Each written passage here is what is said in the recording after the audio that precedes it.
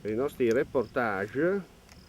Vediamo se avete capito dove siamo. Sarebbe interessante. Ecco, tanto un'ape ha cercato di pungermi. Ecco, questa è una vecchia linea ferroviaria, giusto per